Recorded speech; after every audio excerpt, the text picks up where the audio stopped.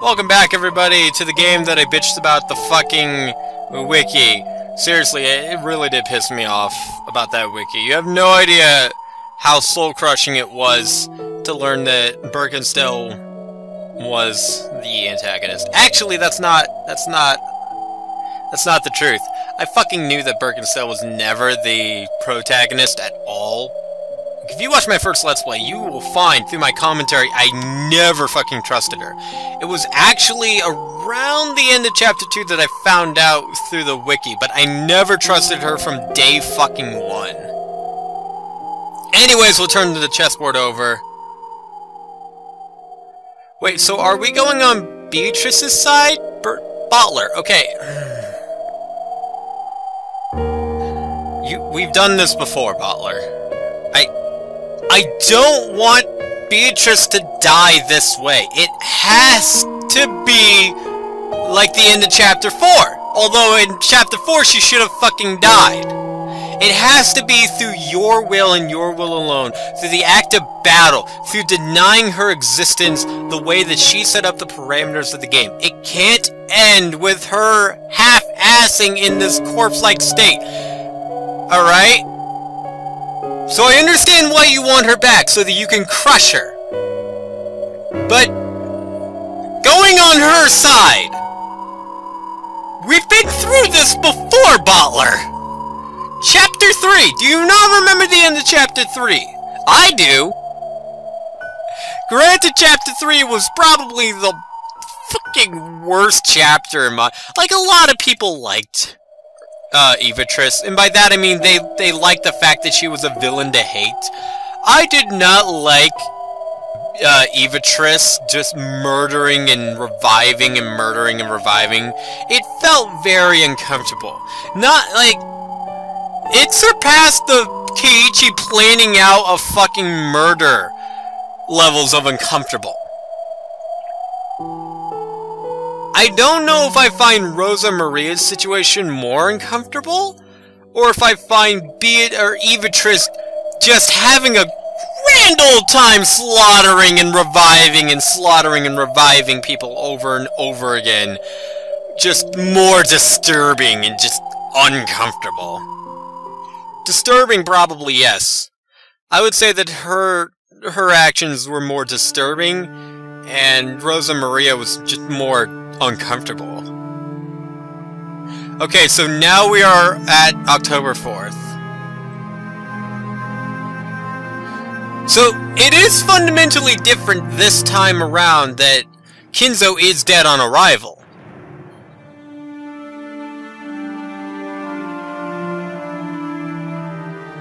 But remember, this is taking place before October 4th, right? And because this is taking place before October 4th, it might have been that the entire time it was these three that knew all along that he was dead.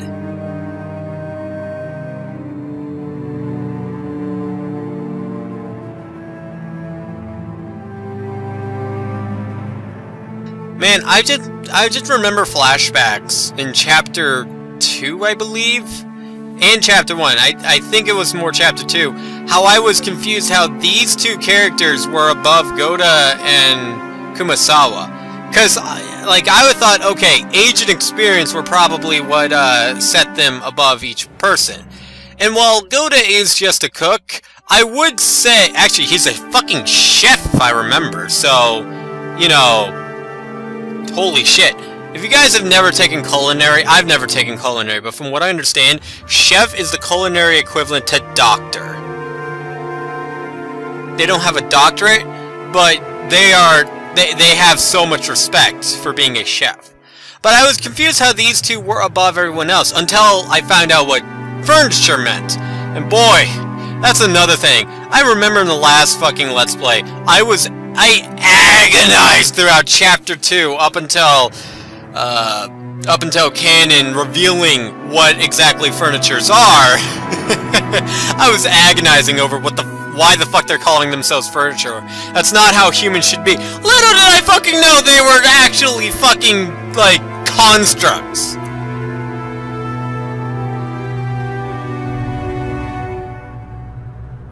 Which, by the way, there was some debate in my Discord, and I even mentioned this too.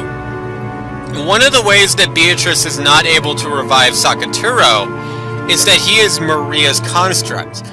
If you noticed, even with Evatrice, she couldn't revive these three, because they were already dead by the point that she entered into the game, so we never really knew. Beatrice was never shown to revive any of these three during the board game. Granted, there was the first tea party where Chenin and Canon were present, even though by that point they had already died in the first chapter. I'm not sure if that counts, considering that's the meta world, but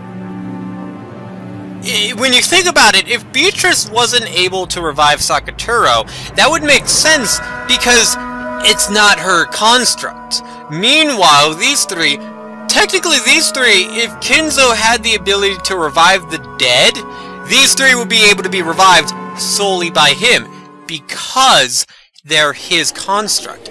They're not able to be revived by Beatrice, Evatrice, or anyone. Wait, what?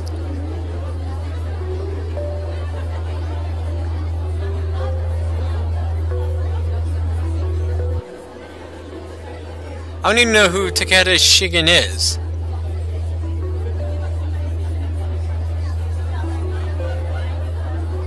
Oh, okay. I know who Oda is. I have to brush up on some of my Japanese history. Takeda and Tokugawa.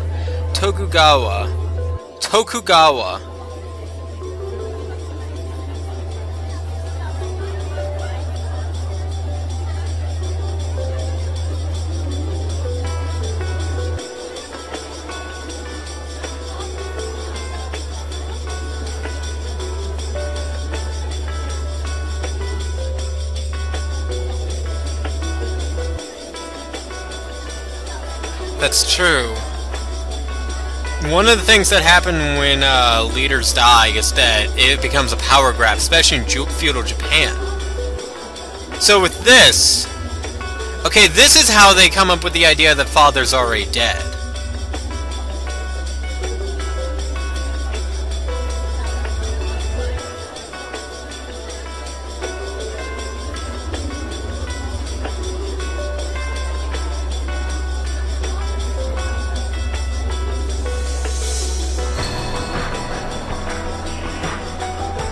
Maybe. It's possibly. I fucking love this song, by the way. Ah, this song is like the best. Honestly, if you ask me, like, I love the intense songs. I love the last song of Umineko. I love the murder song. But if you were to ask me what the best fucking song of all of Umineko when they cry, 1 through 4, maybe this game, unless new songs arise, it's this fucking song right here. This is my favorite song. I love it.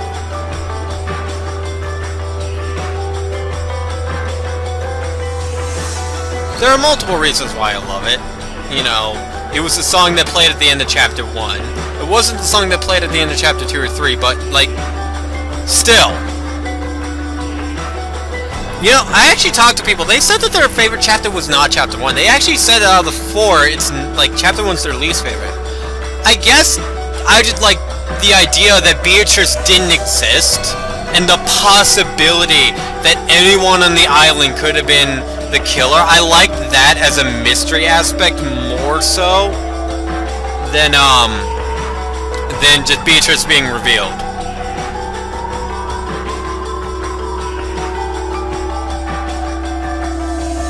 I don't know, and I'm sure if I ask you guys in the comments, a lot of things will reflect. A lot of you guys like Chapter 4. Some of you guys like Chapter 3, I don't know why. A lot of you guys feel like Chapter 2 is your favorite, but I hardly know anyone who likes Chapter 1 the most like I do. Maybe it's because a lot of the things that, you know, a lot of the crazy events in Umineko when they cry just don't happen in Chapter 1, and I can get why that would turn some people off. To know how crazy this fucking series gets, to just, like, not have any of that in Chapter 1. I understand why you guys wouldn't like that. But at the same time, I do like the aspect of, like, not knowing who the bad guy is. I love that. The whole mystery of that. I don't know, it's just something to do with me, I guess. I know I'm not having a strong case when I quit the first, like, 1/4 through Chapter 1. This song. I think this is called Golden Sneer. This song cracks me up. Not just the name, but just, like, the music. I can just imagine on the other side, Beatrice just sneering at me. Just cackling her cackle and just being like, yeah, you don't know what's going on, fuck you! And I'm like, ah, damn it, Beatrice. That's what I imagine when I hear this song. Is that Beatrice is one step ahead of me, and it's agonizing. Basically, Chapter 2 in a nutshell.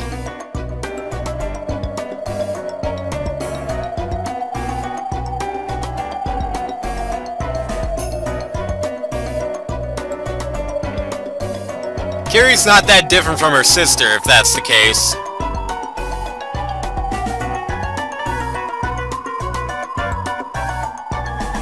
Right, there's no other way, so I guess we have to poke the beehive. More like a hornet's nest.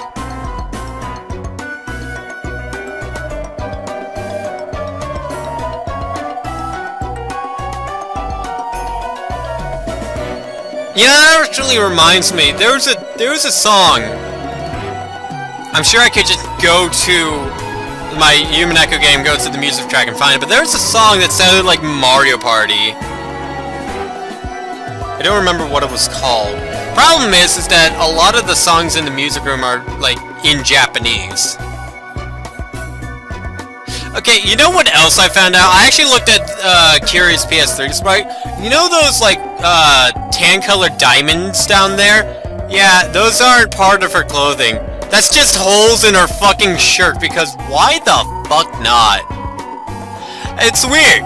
It's really weird why they're even there. But yeah, that's her skin down there. What kind of fucking fashion in the fucking 80s in Japan?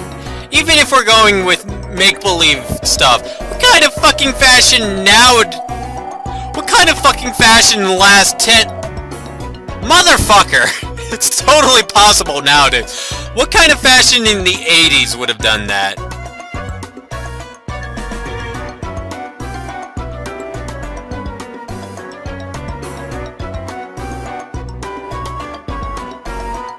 Now, currently, these two hold the rank for the most badass couple of them all.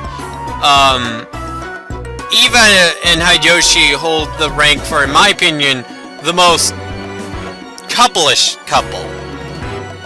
You know? Now, that was before Chapter 3. And during Chapter 3, I thought it was the Witch. But if the Witch and Eva are actually one and connected, that kind of muddies that whole argument. But I feel like they're the most, you know, adorable couple when they're together. So this is all the siblings getting together. And great, I have to look at Rosa and Maria's situation. Hopefully it gets better by this chapter. Or not this chapter, this game, am I fucking right? Hopefully, I really hope there's a good ending for these two. I really do. Like, please.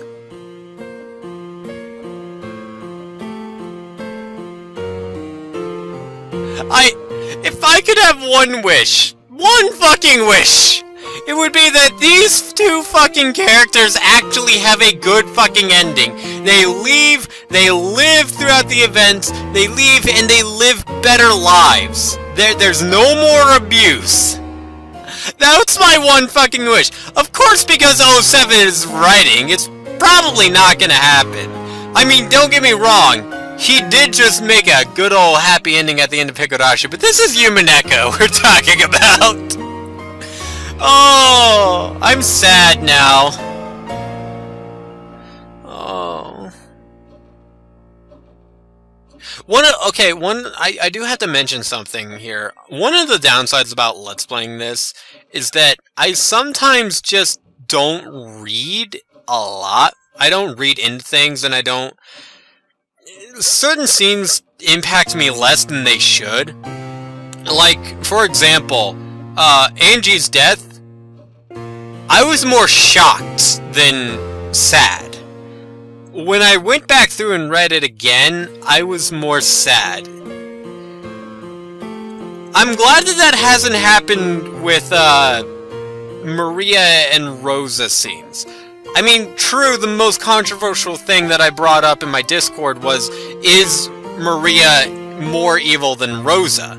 Because you have to remember, and spoilers, remember, this entire fucking Let's Play spoilers for the first Let's Play, Maria did kill Rosa in Chapter 4. Granted, she didn't kill anyone else, but, you don't say you're having fun with Mommy while killing her and stay a good character.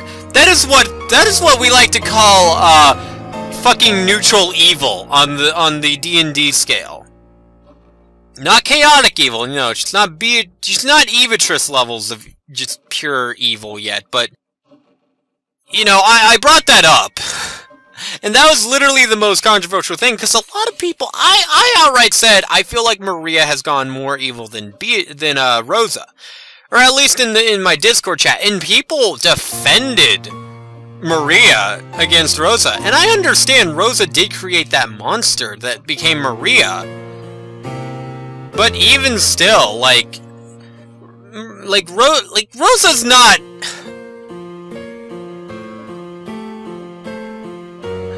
Rosa's not, like, putting her hand on a fucking burning stove or anything. Don't get me wrong, abuse is abuse, but I've read A Child Called It. It could get fucking worse.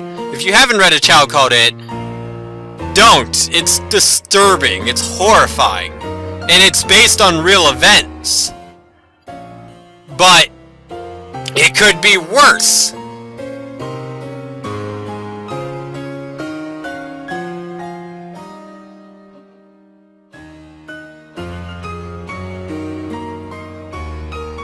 DLZ with Maria, something she planned to do with her daughter. Oh, this is still when Sakaturo was alive. And that other girl.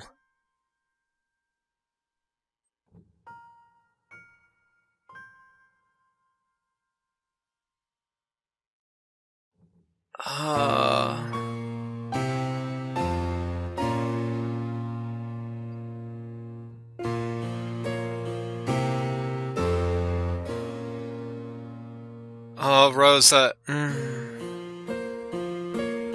She is literally, like, she's thinking about her daughter first right now. This is the type of grayness that agonized me. Cause I was all for Rosa in many parts. Chapter 2, a little bit Chapter 3, not really so much Chapter 4, but right here, she's agonizing over this! Like, this family, this meeting with her siblings, like, if Rokenjima didn't happen, and she got money, she could, in theory, like, basically secure a future for her and her daughter. But she promised to go to Disneyland with her. And she's agonizing over it. She's really agonizing. She was even agonizing whether to get on to Maria about staying up late. Her face was in anguish. It's stuff like that. Oh my gosh, 07!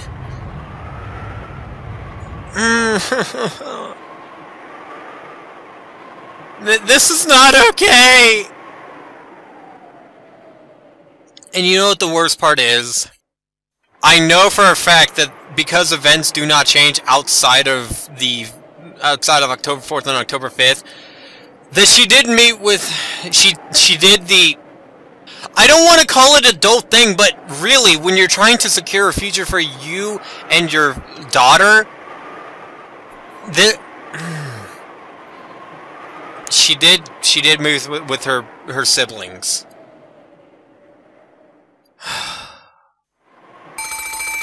We're gonna answer that phone next time. So until then, guys, until then, see you then.